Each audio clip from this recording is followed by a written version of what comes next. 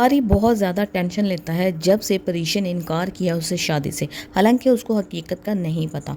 अब जो उसकी सिस्टर है मिनाल, वो परीशा को कॉल करती है क्योंकि वो इतनी परेशान है अपने भाई को देख देख कर के ये तो इतना ज़्यादा डिप्रेस्ड है, ना कुछ खा रहा है ना पी रहा है, उसको बुखार मुसलसल रह रहा है। तो वो कहती है कि मैं परीशा से पूछूँ तो सही कि आखिर क्या वजह है।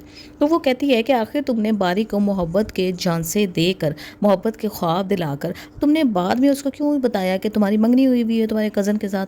ये बात तुम उसको पहले भी बता सकती थी। तो आगे से परीक्षा उसी तरह से अपनी डिटाई वाले अंदाज में कहती है कि नहीं, मैंने तो बारी को पहले से ही बता दिया था, मैंने तो उसको पहले बता दिया था कि मेरी मंगनी हुई हुई है। अब मुझे समझ में ये नहीं आता कि परीक्षा जो है वो किस चीज़ को डिफेंड कर रही है।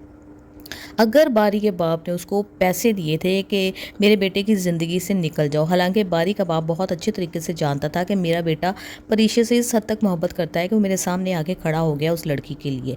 लेकिन उसको अपने भाई की बेटी ही पसंद है, जिसके साथ अगर बारी की शादी हो भी गई तो उसके साथ कभी भी खुश नहीं रह सकेगा।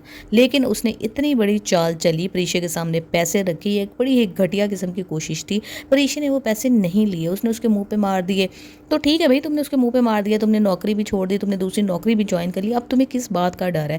तुम कम से कम खुलकर बताओ तो सही, अपने घर वालों को भी बताओ, बारी को भी बताओ, तुम किस चीज़ से डर रही हो? या तो तुमने पैसे लिए होते, फिर तुम ज़रूर सोचती कि हाँ मैंने तो पेमेंट ली हुई है, मैं किस तरह से बात कर सकती हूँ। जब तुमने पेमेंट भी नहीं ली तो तुम इतना बारी के बाप को डिफेंड क्यों करती फिर रही हो?